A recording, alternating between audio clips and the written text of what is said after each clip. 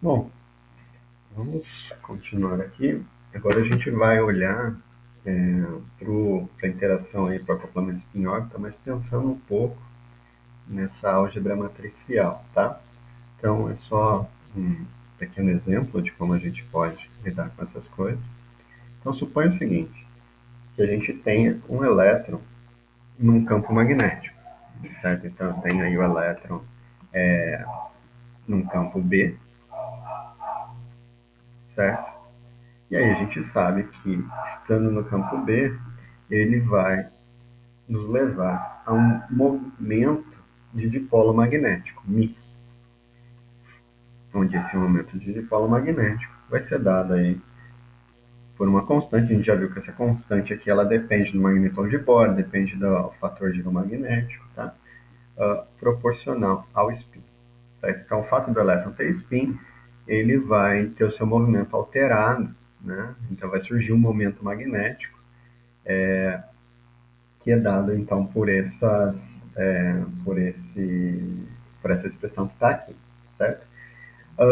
Isso nos leva, né, como a gente viu, a uma energia, uma variação na energia, porque eu estou mudando a órbita aí do elétron, dada a sua interação entre seu spin e o momento magnético. Então, a gente pode escrever essa energia agora em termos de um H, tá? Como sendo dada a variação, né, no caso da energia do elétron, a gente tinha escrito como ΔI, agora vamos escrever só como H, como sendo menos μ escalar B, certo? Então, isso pode ser escrito em termos daquelas constantes, em termos do magnetron de Bohr e tal. Então, tem esse gama que representa todas essas constantes, B escalar S, tá? Então, essa aqui é a energia que o sistema vai ganhar ou perder, né, devido à sua interação com o campo magnético, tá? Isso nos leva a um conceito bem interessante, que é um negócio chamado precessão de Larmor, tá? Então vamos pensar no caso isso aqui é geral, né? Independente do spin que a partícula possa ter. Vamos pensar no caso que a gente olhou já com detalhes, que é o caso eletrônico mesmo, em que o spin é meio e que esse campo magnético ele esteja na direção Z, tá? Então ele vai ser um B0 na direção Z aí, tá? Então se eu tiver nosso sistema aqui e J, K, tá? Colocado, por exemplo, no elétron aqui, o campo magnético vai estar paralelo aqui. Ele é uniforme, então um campo magnético uniforme, paralelo à direção K. Isso nos permite calcular esse momento, esse produto escalar, né, entre o campo e o S, porque como é um produto escalar, só vai sobrar a componente do spin na direção do campo, né? Então, B, lembrando, né, só fazendo um pouco mais de detalhes, B escalar S vai ser a soma em I de BI SI, componente I do campo, componente SI do campo, do spin, certo? Só que as componentes na direção x e y no campo é zero, então sobra somente a componente z. Isso implica, então, que esse h que está aqui, ele vai ser escrito como menos γ b0 a componente z. E aí, isso aqui, na verdade, é um número, né? Se em termos do módulo desse cara. Mas eu posso pensar no operador, né, associado a esse essa componente do spin. E a gente viu então que eu posso converter esse H agora a um operador como sendo dado por pelo operador, certo? Então, olha que interessante, né? A gente partiu dessa interação entre o spin com um campo magnético. Nesse caso aqui já é um campo magnético externo, tá? Qualquer, não necessariamente o acoplamento spin-órbita, né? Mas isso vale também exatamente para o campo, para o acoplamento spin-órbita, A gente viu isso, né, que era proporcional a B a S vetor L, né, o momento angular, onde o L é o momento angular dado pelo momento angular intrínseco da órbita ali, então, ou seja, a expressão é exatamente a mesma. Então, agora eu tenho que a energia pode ser escrita em termos desse operador, agora eu tenho uma representação. E a gente pode pensar nesse SZ, lembrando que o SZ, na base do spin meio, né, a gente escreveu nessa base o operador SZ em termos aí de H sobre 2 sigma z, que é a matriz de Pauli. Tá? Então, explicitamente, isso aqui vai ser 1, 0, opa, direito esse 0 aqui, 0, 0 e menos 1. Tá? Então, agora eu tenho uma representação matricial para a energia. E essa energia, ela passa a ser, então, H, o operador, menos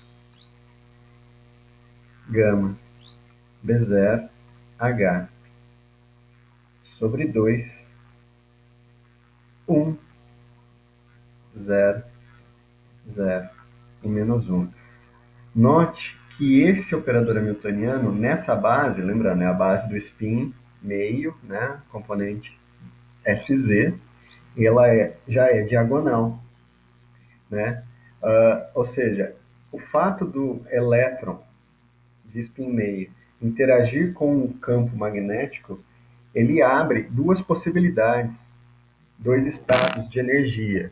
Um estado que tem um alto valor dado por essa constante e o outro alto valor dado por essa constante. Né? Então, eu posso escrever aí dois autovalores, E1 como sendo menos gama B0 H sobre 2 e um E2 como sendo mais, né, porque eu tenho menos com menos aqui, gama B0 H sobre 2. Isso significa que antes eu tinha um estado de energia, né, que era degenerado, eu tinha ali os dois elétrons com spin, né, só que necessariamente um precisa ter spin, opa, deixa eu fazer direito isso, um precisa ter spin up e o outro precisa ter spin down, na hora que eu aplico um campo magnético a uma quebra da degenerescência, onde eu tenho, né, um elétron com spin up e o outro com spin down, tá? Então, esse lado que está aqui, ó, é na presença do campo magnético. Nesse caso, um campo magnético externo, que aponta exatamente na direção da componente Z, certo? E essa separação da energia vai ser dada, né? Então, essa separação da energia aqui, ela é proporcional. Então, a gama, o módulo do campo e a constante de Planck, né? Então, eu tenho metade para cima, metade para baixo, certo? Então, eu tenho essa separação de energia proporcional aí ao campo magnético. Notem que isso também vai acontecer no caso do spin-órbita. A única diferença é que esse campo magnético aqui vai ser substituído pelo campo magnético intrínseco, certo? E aí, esses aqui são os autovalores, e a gente já viu quem são os autovetores, né, desse vetor. Então, eu posso escrever aí o up como sendo 1, 0, e o down como sendo 0, 1. Tá? Então, essa é a base desses dois autoestados. E aí, como eu posso pensar, tá, mas e como se dá a evolução no tempo desse sistema? E a evolução no tempo a gente sabe que é dada pela equação de Schrödinger, né? Então, eu tenho I, H, opa, I, H. Deixa eu só fazer uma coisa antes, que é o seguinte, vou dar um nome para esses caras, né? Só para ficar, vou chamar assim, ó, Xi mais é o que eu chamei aí de A, e o Xi menos é o que eu chamei de Down, tá? Só para dar um nome para ele. De tal forma que eu posso escrever isso como sendo IH del Xi, qualquer um dos dois aí, tá? Del T igual a H, o operador aí, Xi. certo? Então essa é a evolução no tempo. De tal forma que o Xi de T ele vai ser dado por A. Notem, deixa eu só fazer uma coisa antes. Que a solução dessa equação, como o h independe do tempo, vai ser uma função,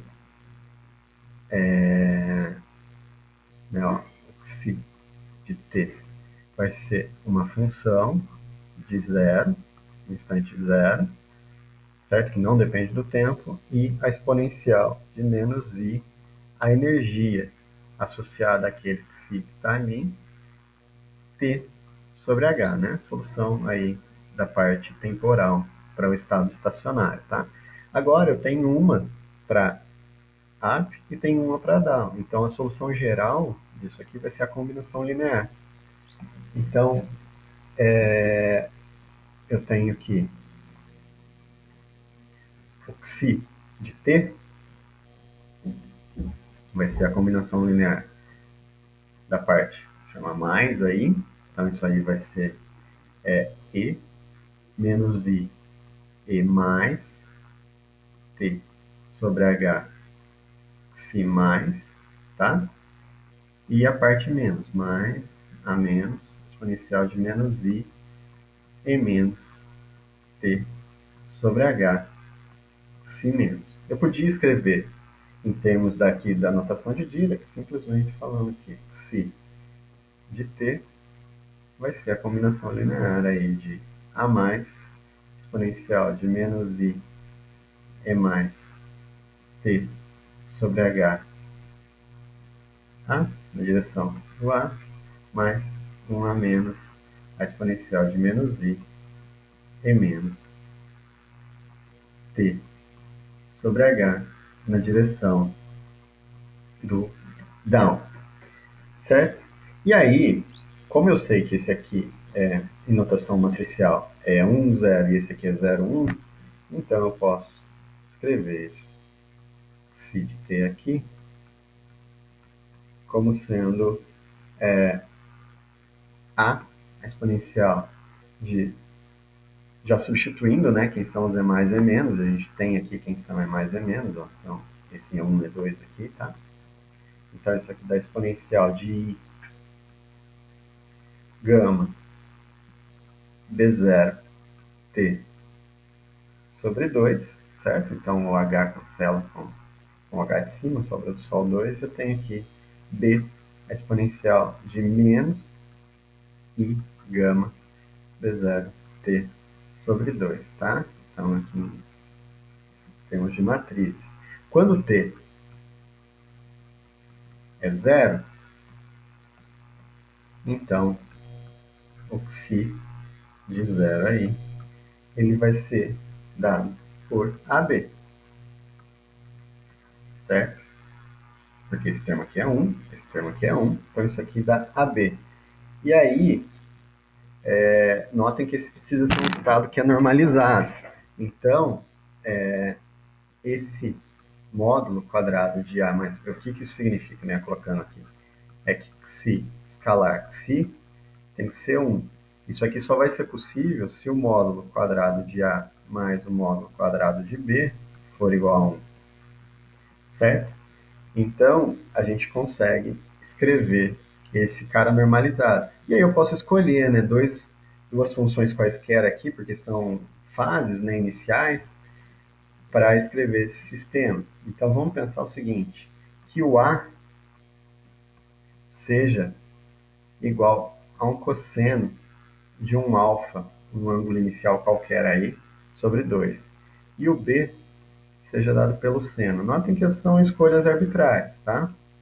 Em termos desse ângulo. Mas é interessante que se eu tomar o módulo quadrado desse mais o módulo quadrado desse, a soma vai dar 1, e sim, pode representar os meus dois sistemas. Por quê eu posso fazer isso? Porque essa combinação linear depende de duas constantes que garantam a normalização do meu sistema. Essas constantes elas podem ser dadas pelas condições iniciais ou por uma escolha que eu faça de tal forma que a normalização seja garantida. Então aqui eu estou fazendo uma escolha, certo? Para garantir a normalização. E aí, fazendo essa escolha, o que eu tenho é que o psi de t, né, ou seja, a evolução desse operador aqui, vai ser dado em notação matricial aí pelo cosseno de alfa sobre 2, a exponencial de I gama B0 T sobre 2, o seno de alfa sobre 2, exponencial de menos I gama B0 T sobre 2, tá? Bom, então eu já tenho essa evolução.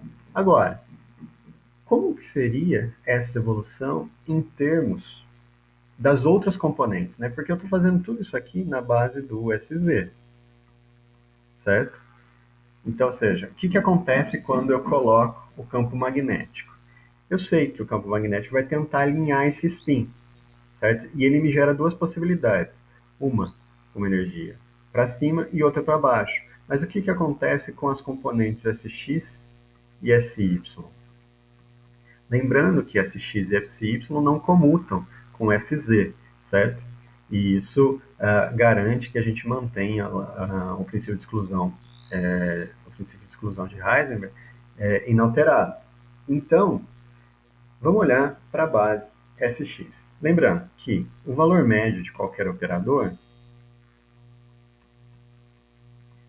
ele vai ser dado nessa base como sendo psi, tá bom? Psi de t, SX, psi de t. Então, ou seja, eu quero saber qual que é o valor médio do operador SZ, ou seja, quanto que é a projeção do spin na direção x, sendo que o spin está sendo escrito em termos dessas componentes aqui, tá? E aí, eu posso escrever isso de tal forma que eu sei quem que é esse cara, né? Então vai ser aqui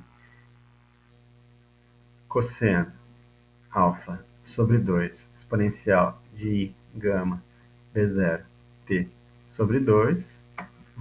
Desculpa, eu vou fazer aqui embaixo do espaço, tá? Lembrando que o complexo conjugado desse cara aqui vai ser dado pelo vetor aí transposto, né? Gama sobre 2 exponencial de I gama B0 T sobre 2. O seno de alfa sobre 2 exponencial de menos I gama B0 T sobre 2. O SZ na base, o SX, desculpa, na base do SZ é escrito em termos da matriz de Pauli sigma Z, sigma X. Né? Essa matriz ela vai ser H sobre 2, 0, 1, 1, 0. E agora o vetor Xi. Então isso aqui dá cosseno de alfa sobre 2, exponencial de I gama beta sobre 2, T beta B0 T sobre 2, seno de alfa sobre 2, exponencial de menos I gama B0 T sobre 2, tá? Então eu tenho aí a multiplicação de três matrizes, tá? Então eu faço essa multiplicação daqui, tem uma matriz 2 por 2, vezes um vetor 2 por 1, então isso aqui me dá um 2 por 1, e um por 2, com 2 por 1 me dá um número, e era o que eu esperava mesmo. Então, se eu fizer essas contas, o que a gente vai ter é o seguinte, vou colocar aqui embaixo, tá? Que esse SX, ele vai ser dado por H sobre 2, seno de alfa, cosseno de gama beta 0 B0 T, tá? Então, ou seja, eu tenho aí alguns valores possíveis para esse SZ. Eu posso fazer o mesmo para o SY, e aí fica como para vocês fazerem, que vai ser dado por menos H. sobre 2 seno alfa, seno de gama B0 T, e o SZ, esse aqui é mais fácil, né? É simplesmente H sobre 2 cosseno de alfa, tá? Façam também, calculem esses dois valores. E aí, o que isso significa? Então, se eu juntar as três matrizes, as três representações, eu tenho aqui o módulo do vetor S, ele vai ser Sx, I, né? O módulo de, vou até colocar em termos de valores esperados, Sx na direção x, mais Sy na direção y, mais Sz na direção nossa, estou confundindo tudo aqui. Direção K, tá? Todas as direções.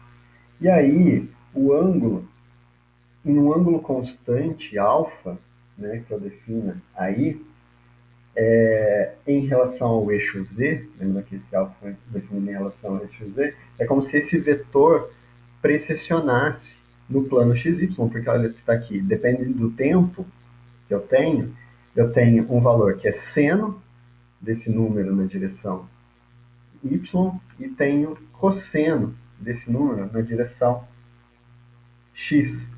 Se eu fosse desenhar isso, o que eu teria seria alguma coisa desse tipo. Suponha que eu tenha aqui, só tirar o fundo desse cara, e eu tenho alguns eixos aí, que é, por exemplo, tá tortíssimo aqui, certo?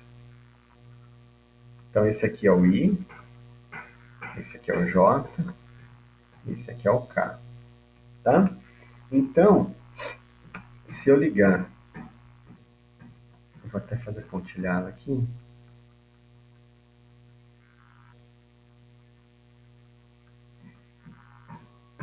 esse ângulo que forma aqui com o eixo é o que a gente chama de alfa, tá? E aí, esse vetor S, ele estaria aqui, ó, certo? Esse valor que está aqui, que é essa projeção, nota que ele vai ser cosseno de alfa. Já as outras duas projeções no plano, deixa eu fazer o seguinte, que é copiar isso aqui. Só quero arrastar. Essas duas projeções que estariam no plano aqui, ó, iam variar com o tempo. Tá? Então, eu teria aqui, ó, certo? A projeção x, tá vendo? Que depende do tempo, e a projeção y. Então, é como se esse vetor, na hora que eu coloco, lembra que a gente está na presença de um campo magnético B. Ele pega o spin e tenta fazer com que o spin rotacione de tal forma que ele se alinhe com o campo. Mas ele não pode se alinhar com o campo, porque se ele se alinhasse com o campo, né, ou seja, se o spin apontasse aqui para cima, eu ia estar definindo o valor do, SX, do SZ e zero para SX e FCY. Isso significaria que eu estaria definindo ao mesmo tempo todas as componentes, né? Eu estaria falando que o comutador aqui seria zero. Isso aqui não pode acontecer, porque esses operadores não comutam. Então, na hora que eu coloco o campo, que eu defino o valor do SZ, tá vendo? O valor está definido, a menos dessa constante aqui, desse ângulo. Eu perco a definição sobre os valores do Sx e do Sy. Então, isso garante que o princípio da incerteza de Heisenberg seja válido nesse sistema, certo? Então, é como se esse cara estivesse precessionando em torno desse eixo com uma dada frequência, ômega, onde esse ômega é proporcional aí ao campo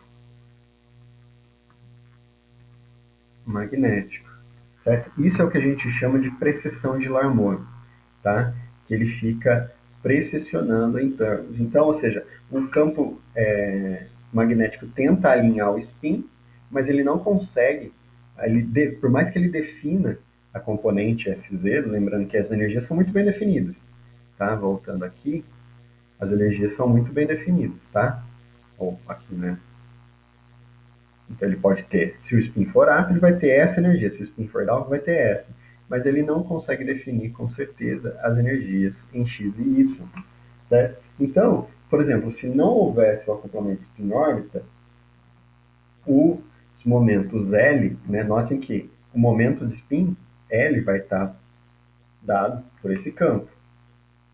E eles vão estar acoplados, lembrando que a gente mostrou que o acoplamento spin-órbita é proporcional a isso aqui. Certo? Então eles seriam independentes, mas na verdade eles não são, porque existe um acoplamento desse sistema, tá? Então, ou seja, a gente tem aí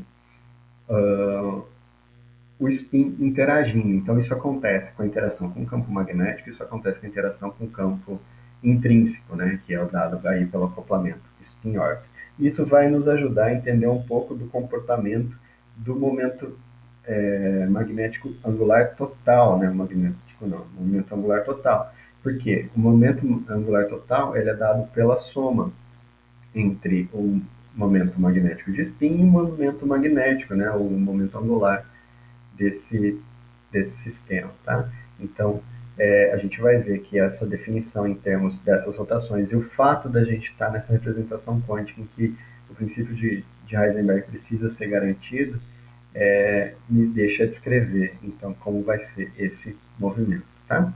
Então, é isso que a gente tem por agora, tá bom?